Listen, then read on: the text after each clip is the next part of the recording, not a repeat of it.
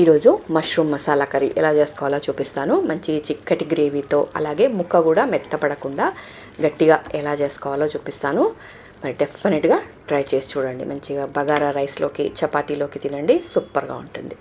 First అయితే మనము మష్రూమ్స్ని fry చేసుకుందాము. దానికోసం స్టవ్ మీద కడాయి పెట్టుకొని 1 స్పూన్ దాకా బటర్ వేసుకుందాం. బటర్ లేకపోతే నెయ్యిలో అయినా ఫ్రై చేసుకోండి.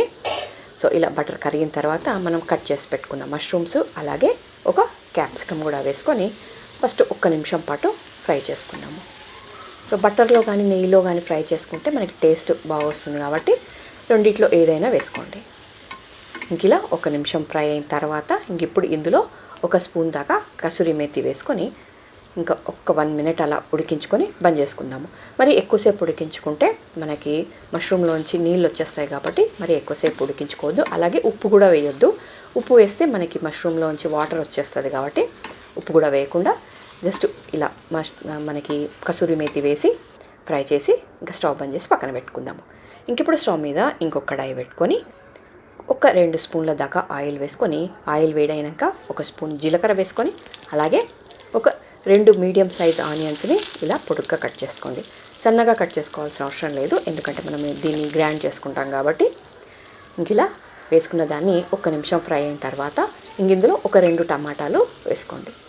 అందులోనే కొన్ని కాజులు, అలాగే కొన్ని పల్లీలు, 1 స్పూన్ దాకా పల్లీలు, 2 స్పూన్ల కాజులు వేసుకొని ఉడికించుకుందాం.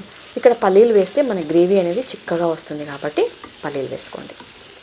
ఇప్పుడు ఇవన్నీ మంచిగా ఉడికేదాకా మూత పెట్టుకొని 2 నిమిషాలు అయితే ఉడికించుకుందాం. డెఫినెట్గా ట్రై చేయండి, చాలా టేస్టీగా ఉంటుంది. సో చూసారు కదా, ఇందులో 2 నిమిషాలు ఉడికిన తర్వాత ఇప్పుడు ఇందులో మీకు స్పైసీకి తగినంత కారం వేసుకొని, అలాగే కొద్దిగా ఉప్పు కూడా వేసుకోండి ఇప్పుడే. సో ఇక్కడ చిన్న క్లిప్ మిస్ అయిపోయింది కాబట్టి ఉప్పు కూడా వేసాను.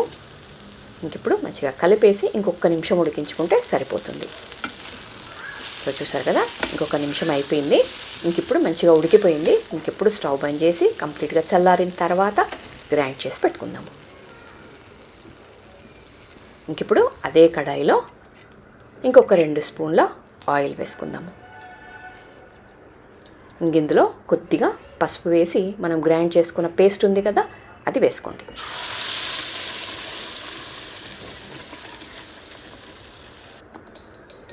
ఉప్పు కొంచెం తక్కువ పడిందని నేను ఉప్పు కొద్దిగా యాడ్ చేస్తున్నాను. సో ఇప్పుడు మంచిగా కలిపేసి ఇంకా మూత పెట్టుకొని 2-3 నిమిషాలు ఉడికించుకుందాం. సో ఈలోపు అయితే ఒక చిన్న రిక్వెస్ట్ అండి, ఎవరైనా మన ఛానల్ని సబ్స్క్రైబ్ చేసుకోకుండా చూస్తుంటే సో ప్లీజ్ అండి సబ్స్క్రైబ్ చేసుకొని చూడండి. సో చూసారు కదా, 2 నిమిషాలు అయిన తర్వాత ఇప్పుడు దీంట్లో కొన్ని నీళ్ళు, అలాగే 1 కప్పు దాకా మంచిగా బీట్ చేసి పెట్టుకున్న పెరుగు. ఇది ఫ్రెష్ పెరుగు అయితే బాగుంటుంది, పుల్లటి పెరుగు వేయకండి.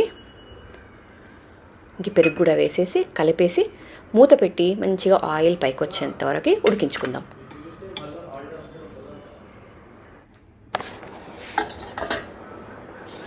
సో చూసారు కదా, ఇట్లా మంచిగా ఆయిల్ పైకి వచ్చిన తర్వాత ఇప్పుడు మనము ఫ్రై చేసి పెట్టుకున్న మష్రూమ్ ఉంది కదా, అదంతా వేసేసుకోండి.